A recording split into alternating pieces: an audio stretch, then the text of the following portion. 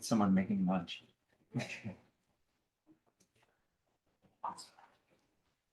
Welcome, everyone. Today is a new edition of the Gemini Nord Talks. We have the honor to have here Federica Loiacono from INAF, the Observatory of Bologna.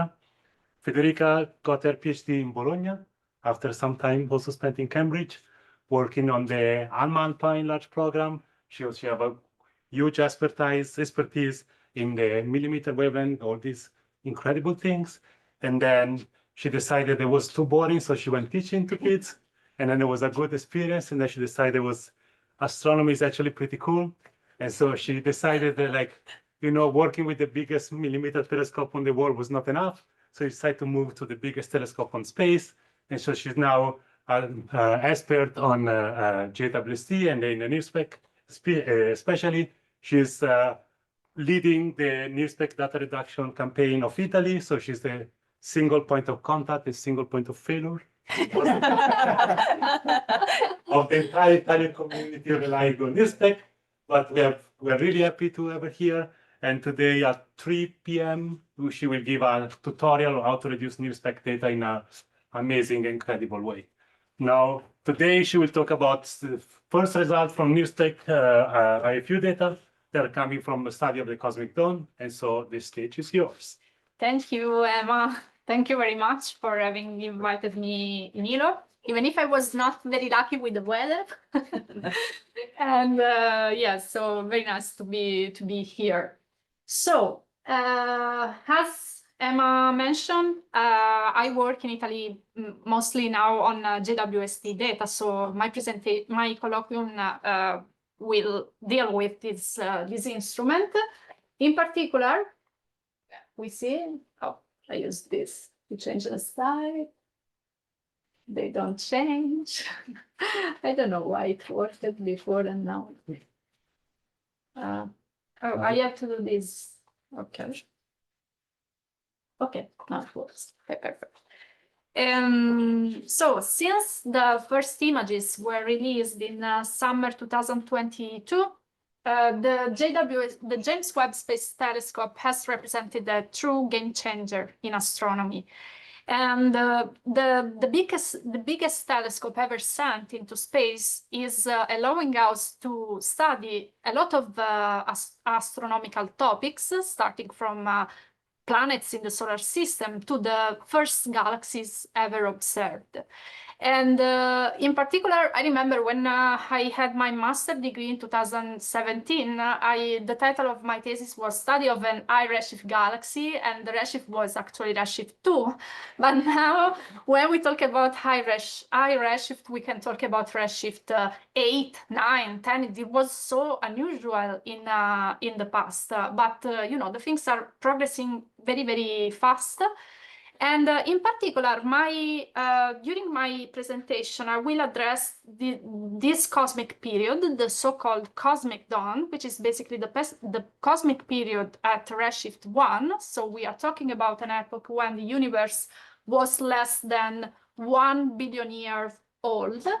In particular, this is the so-called quasar epoch, because we have several quasars at this epoch that already have a black hole mass of billion solar masses. And so it's very intriguing to understand how these objects form and evolve. And here there are some results from paper that deal with quasars. In particular, there are here. I don't see the pointing, but I will. We have here the results, for example, from Wang and Cascino, who studied and discovered very big overdensities around high redshift quasars. We have also study done with JWST on single objects. For example, this object from Marshall, we can see here this very high signal-to-noise spectrum of a quasar, and then we have also study of the host galaxies of this object. The cosmic dawn is also important because in this epoch we have the early stages of galaxies evolution, and in particular today I will discuss two different programs. You will see they are very different in the scientific scientific goals that were carried out with near-infrared spectrograph or NIRSpec.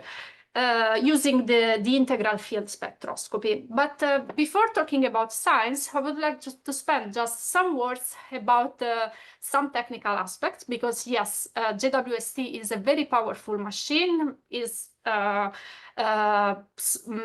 very powerful, but at the same time it's so new, and so we have still issues in, for example, when reducing the data, they are still updating the reference files of this instrument, and we have to take this in mind. And for this reason, in Italy, we did this experiment. We founded this JWST help desk from the Italian National Institute of Astrophysics. Basically, we are 3 postdocs, Gabriela Navarro, Matteo Correnti, and me. Each of us was trained about a particular instrument of JWST, so we have expertise on MIRI, NIRCam, and NIRSpec. And basically, we provide support to the Italian community in data reduction. People can open a ticket using this form. If they need help, they can contact us and asking for help or suggestions in the reduction. Also, we provide support during the proposal preparation. We did this for the cycle 2 and for the cycle 3 of JWST. So we help, for example, in the ETC calculation, in checking the APT, for example. And also we are now working on tutorials, and we will give a tutorial now for the ALMA deadline about joint proposal that, you know, it's possible to do with ALMA and JWST. For me, it's interesting, for example, to know if here or in other institute there is something similar also to compare. So this is just a very, I have to say, a sort of very short trailer about the tutorial of this afternoon. For who is interested, I will talk about the JWST pipeline, in particular on the NIRSpec IFU pipeline, because basically I have experience on that, so I will bring you my experience. And so this afternoon I will discuss what is working and what is not working in the pipeline at the moment. So now it's time to talk about science. So I start from this program that we carried out with the NIRSpec IFU. We actually have 3 papers. One was already accepted, the other one was submitted, and the other is in preparation. Yeah, no. About this system, and I would like to say that many of the results that I will present today were obtained by my collaborator in Bologna, Roberto De Carli, who is the PI of this JWST program, and also I will show you some results from the EMAS work. So just a short introduction about why it's important to study quasar. I did here just a very synthetic sketch. Basically, we have a supermassive black hole in the center of a galaxy that is feeding by the an accretion disk. During the accretion, there is a huge release of energy, and in particular, and this is basically what we call an active galactic nucleus. And in particular, quasars are the most luminous objects of this type. And why is it important to study quasars? Basically, here I listed some reasons. For example, quasars are thought to be important in the quenching of massive galaxies. We see that in the universe that there are galaxies that already at high redshift stop the star formation activity, and the reason why this happens are still unclear. And it's thought that, for example, with the expulsion of big quantities of gas from the galaxies, quasar may probably help in this kind, may have a role in this kind of phenomenon. Another thing relates to the so-called scaling relations between galaxies and black holes, because it is seen that even if the central black holes and the galaxies are objects on very different scales, they seem to be related. For example, the black hole mass and the galaxy's mass show scaling relation, and so the black hole mass and the velocity dispersion in the bulges. Another aspect deals with the cosmic reionization. Quasars emit a lot of energy and high energy photons that can contribute to the reionization of the interstellar medium from neutral to ionized. And the last aspect is related to the so-called black hole seeds. Basically, it is still uncertain how these supermassive black holes form. And in particular, we have different models that predict seeds with different masses. And so if we want to discern among this model, it's important to study quasars.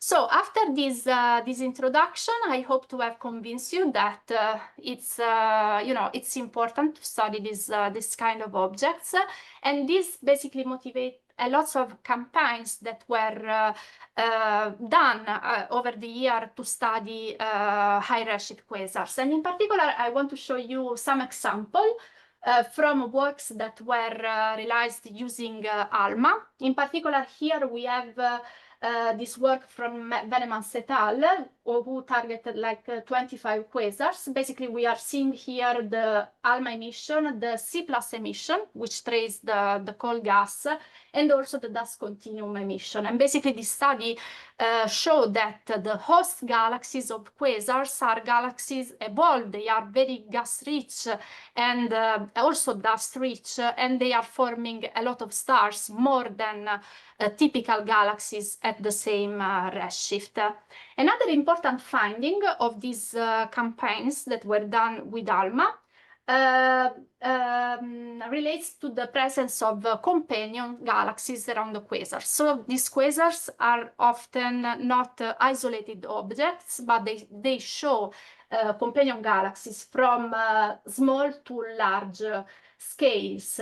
And so in particular, this has a role if we want, for example, to understand the role of overdensity and study the overdensity around quasars. And in particular, the rest of my colloquium, most of my colloquium, will address a particular object from this sample that is particularly interesting. In particular, here we can show from this work of De Carli 2019, we have the C+ emission from this object. What we can see is that the morphology of the C+ is very irregular. In particular, we have in the central part the emission from the host galaxy of the quasar, but then we have emission also on the western side and on the eastern side of the quasar. And when we look, for example, at HST data, which on the other hand trace the rest frame UV, so the emission from the stars, we can see that actually there are stars where there is this western emission and the eastern emission. So basically the interpretation is that here we have in the central part the quasar host, but then we have two or one companion galaxies. Basically we call it western companion or eastern companion. So they are not C+ blobs, for example, but we think they are galaxies because there are also stars there. And when we look at the velocity distribution in these sources, we see basically that the western companion is blue shifted while the eastern one is red shifted. So the idea is that or they are two different galaxies, or there is just one single galaxy that is tidally stripped from the interaction with the quasar host. Because the morphology of this system is very interesting, we decided that we thought that it is a very perfect target for NIRSpec IFU that allows us to study the extended morphology. I didn't mention that we have for this source the C+ data and the UV data, but we have also MUSE data that were studied by Emma, who found around this source a Lyman alpha halo. And what we did, basically, we asked for JWST time. In particular, we covered the entire system with the 3 pointings, 2 for the system and 1 for the background. And we used the high resolution mode. And the proposal actually got time. And so I would like to show you the results that we have now. In particular, I start from the paper that I wrote with my collaborators and that was recently accepted in A&A. I put it on the archive, I think, a couple of weeks ago.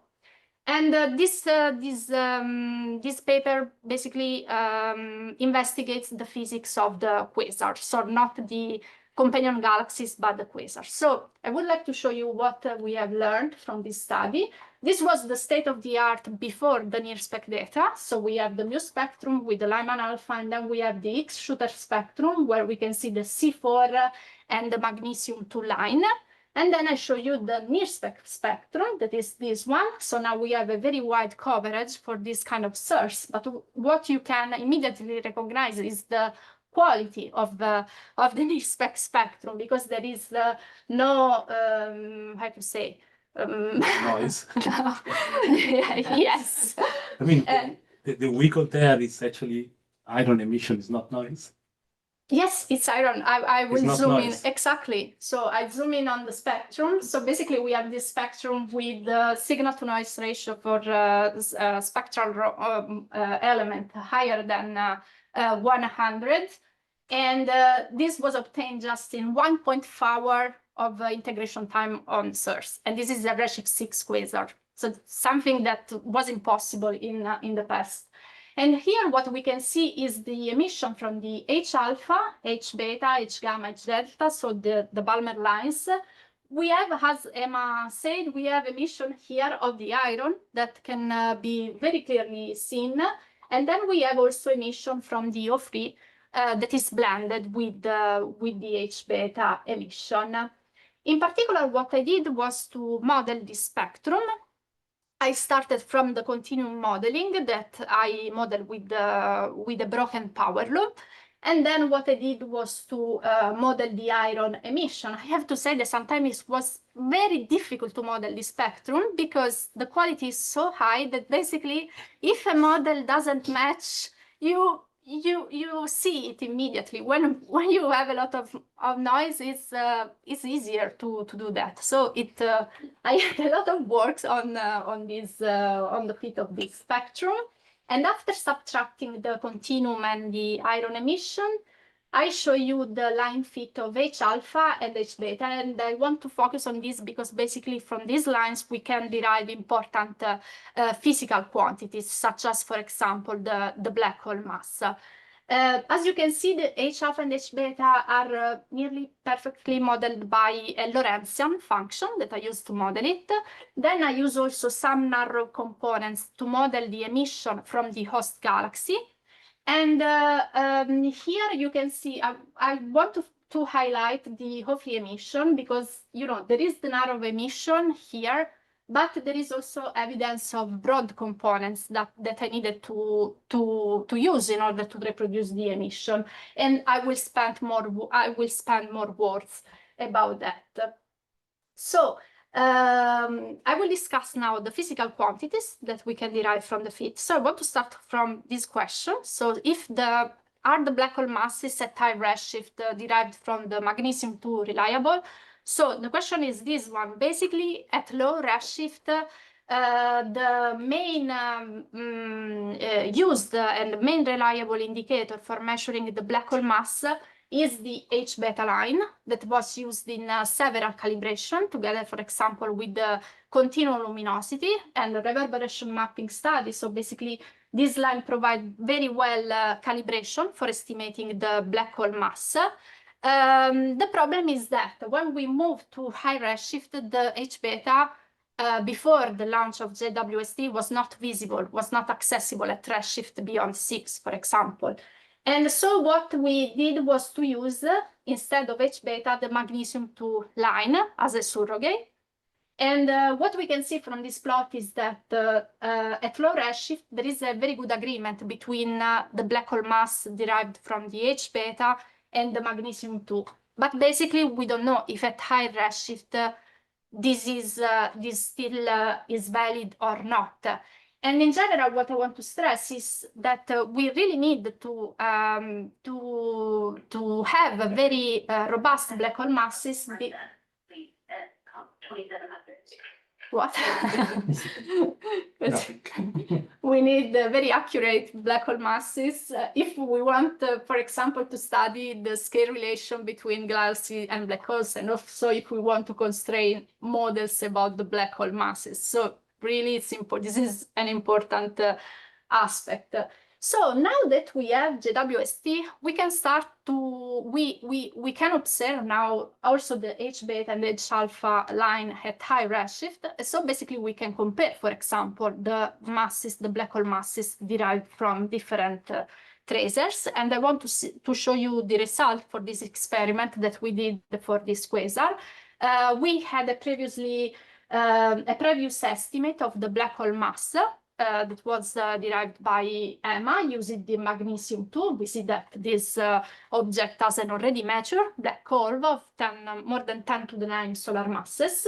And when we compare with the NIRSpec mass, we see that the H beta provides a black hole mass that is in perfect agreement with the magnesium-2 mass.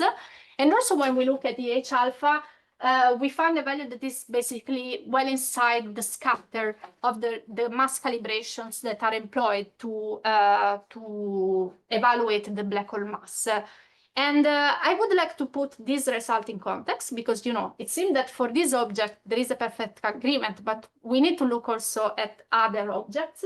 So in this plot, basically, you can find here the magnesium-2 masses and here the black hole masses from the Balmer lines. The low redshift results are in purple, while I put here in blue the result of our works, and the other results are from the other JWST data and paper that measured the black hole mass and compare magnesium-2 and H beta and H alpha. What we can see is that it seems that the magnesium-2 is a very good tracer, also at high redshift. So like in the low redshift universe, the sample is still low at the moment, but I think we have for now this kind of indication.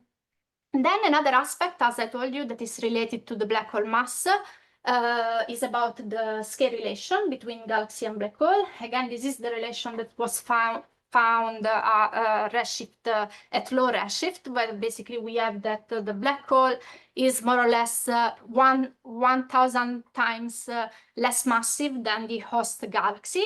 And so a question is if, for example, these relations are already in place at redshift 6 or not, or if there was some variation. So again, I use the paper of Emma to compare. So basically what we see here in gray is the relation at redshift 0. And then we have with the orange and the pink points, the quasars at redshift about 6. And the quasar that I studied is in blue. Basically, we can see that all the quasars are about the local relation. And in particular, we see that if we consider, for example, a fixed black hole mass, the galaxy, the host galaxies seem to be less massive compared to low redshift. So it's like that the black holes are overmassive. It's like that their growth anticipated the growth of the galaxies. And so our quasar is in line with this finding. Another aspect deals with the Eddington ratio. So the question is that one. We have at redshift 6, we already have black holes with the 10 to the 9 solar masses. The thing is that how it was possible that we already have, they had to grow very, very fast. And so there is this parameter called the Eddington ratio, which basically provides us with a measurement of the accretion on a black hole. So this is basically the ratio between the bolometric luminosity that is correlated to the accretion rate and the editor luminosity, which is the theoretical limit for having accretion on a spherical object. This is important. This aspect is important again for the black hole seeds, because basically if we have seeds of different masses and, for example, the black holes grew very slow, probably we can exclude the seeds that are too small, because otherwise we can't obtain so massive black holes. And I want to show you the values. Again, I can compare with the values found previously by EMA from the magnesium 2. And we see again that we have an agreement between the H beta and the magnesium 2. Also, the H alpha is inside the errors of the relation, the mass calibration that we used. And I would like to put these results in context. So here we have the black hole mass, and here we have the bolometric luminosity. The gray cloud correspond to the low redshift quasars. While again in orange and pink we have the high redshift sources. Our source we can see that is in line. And what we can see from this plot is that in general it seems that the high redshift quasars show a high Eddington ratio, which are we can see from the tilted lines. There is, of course, a bias here, because at high redshift we tend to see the most luminous object, but when we look at object with the same luminosity, we see that basically there is a mild higher Eddington ratio for this population compared to the gray one. And the last aspect that I would like to discuss relates AGN feedback and outflows. Basically the feedback is the effect that an active galactic nucleo can have on its host galaxies. And in particular, feedbacks, as I told you in the introduction, feedback can have a relevant role in the quenching of star formation massive galaxies, depleting them of the gas content, and also in the build-up of this scaling relation, because it seems that the black hole and the galaxy are not isolated systems, but they talk in some way. And these are some results that were obtained at low and intermediate redshift, studying outflows that were powered by the AGN. So we have this big gas expulsion that usually are seen as broad components in the spectra. The thing is that even that outflow now are very well studied at low redshift, but when we move to high redshift, the evidence are still scarce, even if we are starting to have convincing evidence. But it's important to have more objects that show this kind of phenomena to understand them better. And I want to show you the result that we have with this quasar, because as I told you when I show you the line fitting, I used the two broad components to model the free emission. And basically we see that this broad component has a velocity of almost 2,000 kilometers per second. And the full width of maximum is of almost 3,000 kilometers per second. There are uncertainties, of course, because you saw that the O3 is blended with the H beta, but I did several, I have to say, tested in order to see if this was influenced, but at the end I think there are uncertainty of the true value, but their component is there. So we are starting, and evidence of this kind of blue components in high redshift quasar were found also by Yang et al. For example, you can see that the line profile of the O3 show this blue shifted wing. So it seems that now with JWST we are starting to find this kind of ionized outflows in high redshift quasars, and so study their effect on the host galaxy.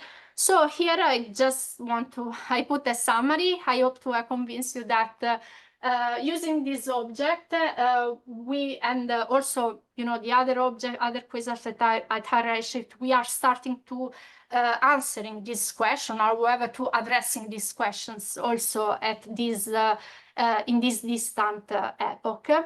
And now I would like to talk about what Roberto and Emanuele did on this object, because basically in their papers they studied the extended gas of this system. As I told you before, there is this host galaxy that is merging with other two components.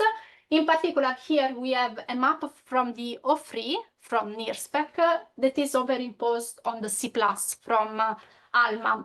We can distinguish several components. I have to say that in this map, the quasar emission was subtracted. So basically, we have here in green the host galaxy of the quasar, and then we can recognize also in the O3 the western and the eastern companion. But we find also that there are other two components. There are this bridge, which it seems to connect the western companion with the host galaxy of the quasar. And then we have this redshifted component in the upper part that we interpreted as an outflow. And I will spend more words about that. What we can do now with so you can see the system is very complex. So we extracted, for example, the spectra from all these regions. You can see that the signal to noise is very high for these galaxies. In blue, we have, for example, the western companion, while in red, we have the eastern companion and all the other the other components. So several emission lines were detected. And what Roberto did was to, for example, to obtain specially resolved maps of the various emission lines. So basically you can do, for example, also maps of the line ratio, for example, using these lines. We see that, for example, H alpha, H beta, DO3 are very clearly detected. And depending on the component also, we have emission from the sulfur or the nitrogen lines.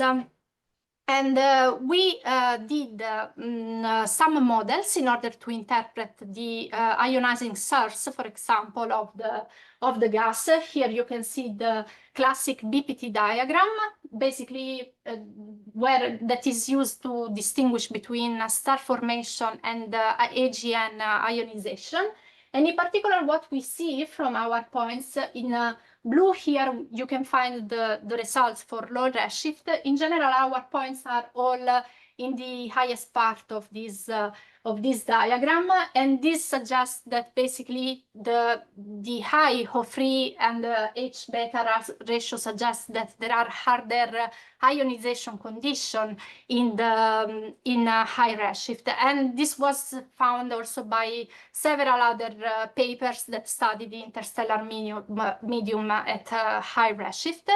And we did cloudy modeling in order to interpret the emission. We can see that in general, the western companion seem to be more close to the star forming region of the BPT, while for the other components, we have a sort of an intermediate situation, ionization between star formation, but also AGN ionization. And from the cloudy modeling, we derive also indication on the metallicity of the companion galaxy. In particular, we found that the metallicity is very different. So the eastern companion has more or less a solar metallicity, while the western companion has a metallicity that is lower of 0.4. And so basically, this, if you remember at the beginning, I told you that we don't know if we have two separate galaxies or just one single galaxy that is tidally stripped. But the fact to find very different metallicity suggests that we have they are separate objects. So we can add now this information with the JWST. Another thing that I want to discuss from this map is, for example, the ratio between the helium second and the H beta, because the helium second can be, as it is an ionization line, it can be used as an alternative tracer of AGN activity. So basically, the region that have a high helium-2 to H-beta ratio are regions that are more close to AGN ionization. And for example, we can see that the Western companion is completely blue in this plot. So this again tell us that probably the star formation is the main mechanism, ionization mechanism. We had in the past also a detection of X-ray photons there, but that suggests maybe there is an AGN also in the Western companion, but according to this study that we did, it seems that there is not ionization from IGN, while we can see that for the outflow and for the host galaxy of the quasar ionization seem to be dominant. And finally, I would like to compare the color excess with the dust emission that we can derive from the ALMA. The dust emission from ALMA is in contour, and we can see that basically the red part, which are the part with the higher E-beam MV, have also there is also a lot of dust emission there. So you can see it, for example, for the Eastern companion, while the Western companion, that according to the JWST data is not very extincted. Also in ALMA, we don't find that there is a lot of emission there from the dust. So it seems that the two things talk each other. I think this is rationing in some way. And yeah, and finally, okay, then this is the result. Okay, these are the special result map. I would also to discuss the extended component. As I told you before, Emma found that in this source there is a Lyman alpha halo, which we find here in blue in this image that was detected using Muse data. And what we did was also to study to see if there is an extended component also in O3 and in H alpha.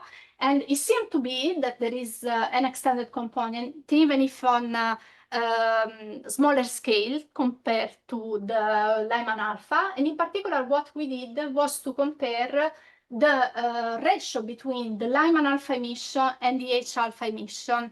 This is important because it can give us indication about the ionization, the excitation mechanism of the Lyman alpha, because we don't know if it is produced, for example, by recombination or by scattering, for example, and this could have an impact when we want to derive, for example, some physical quantities from the Lyman alpha halo. And basically what we found from our work is that in general, if you look at here, in the various sector of the system and in various rings, we find that in general, the ratio between Lyman alpha and H alpha is higher than 10.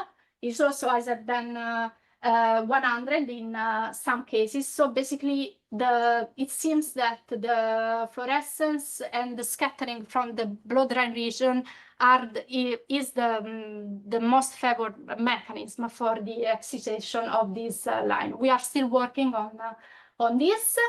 And the last slide about this system is that this is still work in progress, but we are also considering this hypothesis.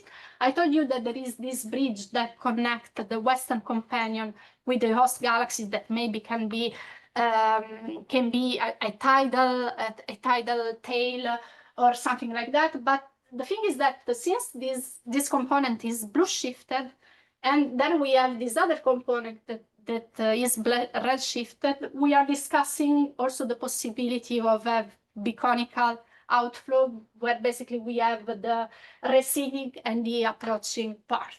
We are still working on that. You can see, the thing is that when you have this data, very beautiful, also the interpretation becomes sometimes is tricky.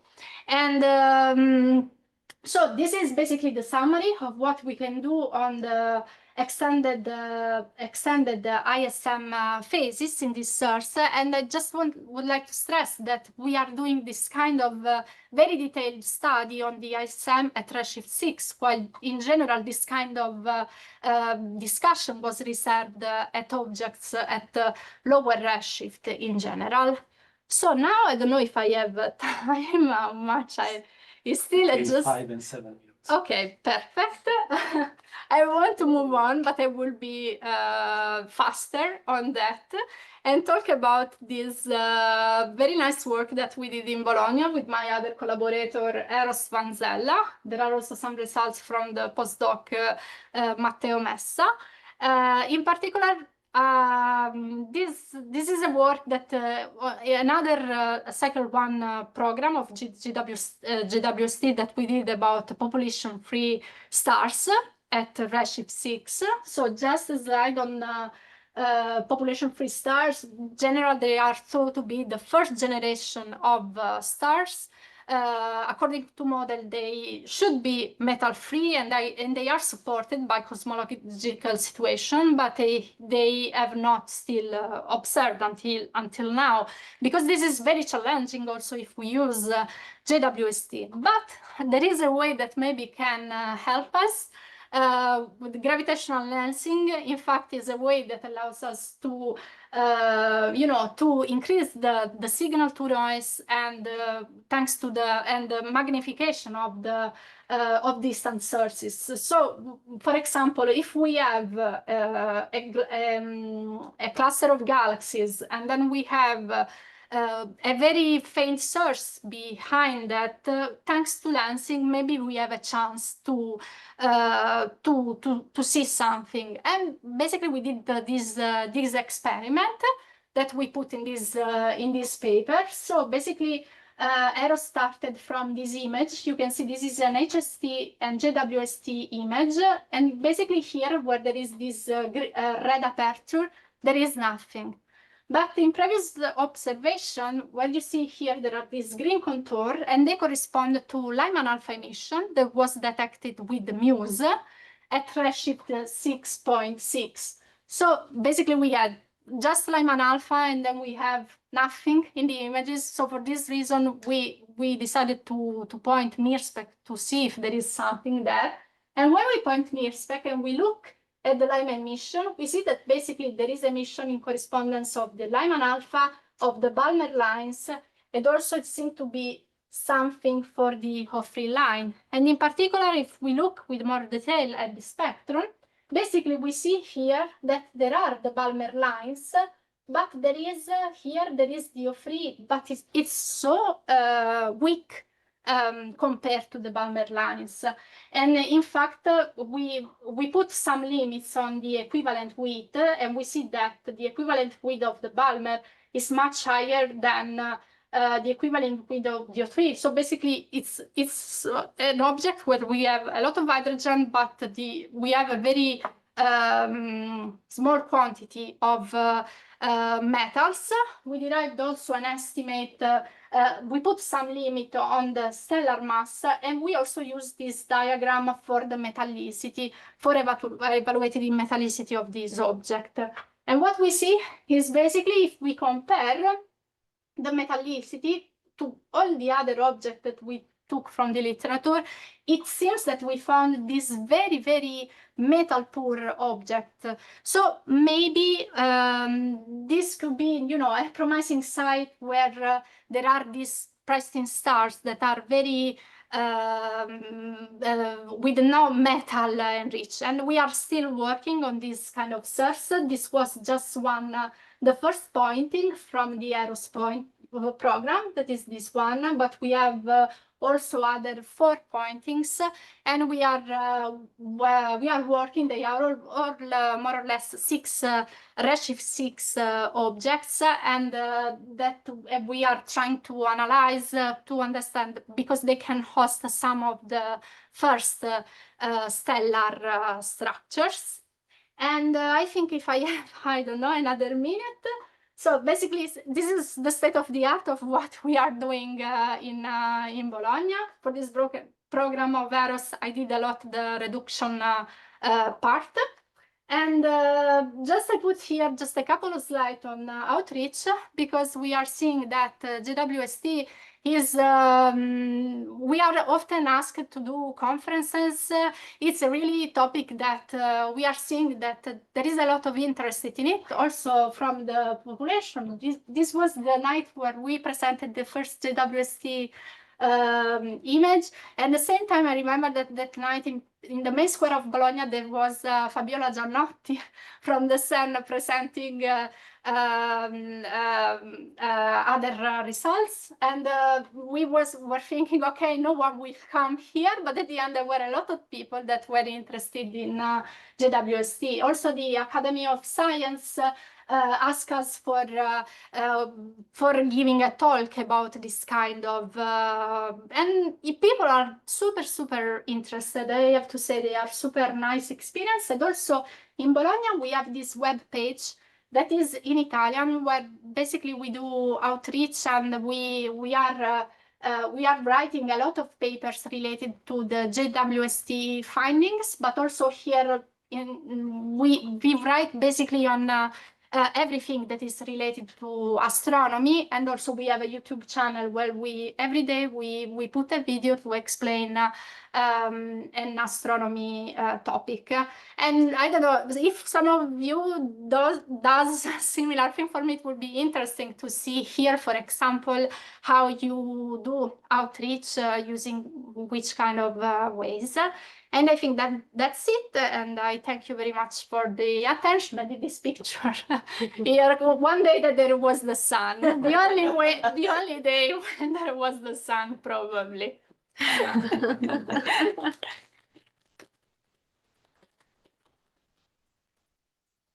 Thanks, Federica. Questions? Everything's too clear, but not. Yeah. Go, Cicero. I don't know anything about Galaxy, so this might be a super simple question. So you were talking about Eddington ratios, about how you can use magnesium 2, H beta and H alpha. I was wondering, where's the difference? There is a slight difference between H alpha and H beta determined Eddington ratio, but because the magnesium 2 looks pretty consistent with H beta. So I go back to the slide.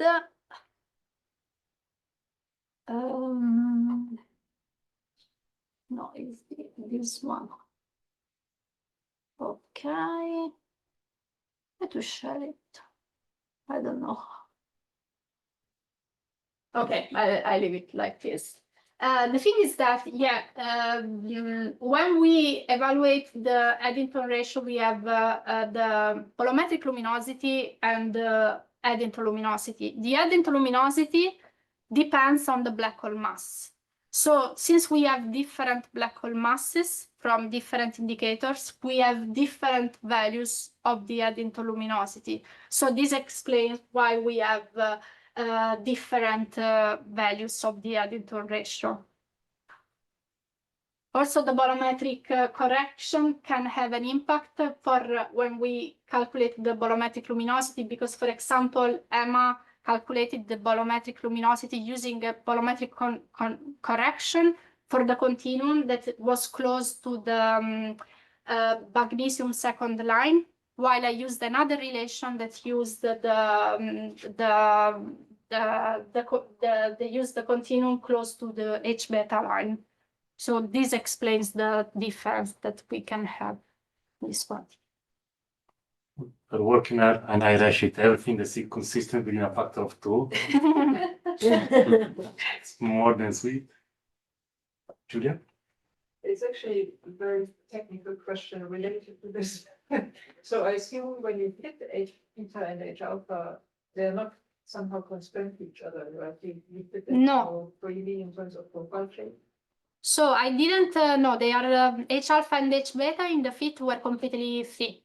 I did a first test in which basically I tied the centroid and the full width of maximum, but some people in the collaboration told me, no, it's better to make them free, because in that case you can have independent black hole mass.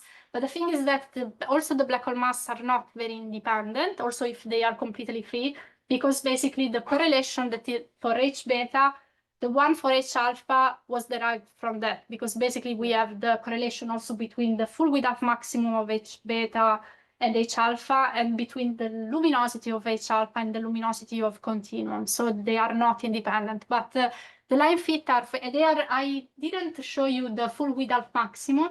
They are very close, and it's impressive because, you know, I didn't tied anything, and also because here we have this complex thing, but the thing that they are very similar in the profile, I think that we're showing about also the free component here.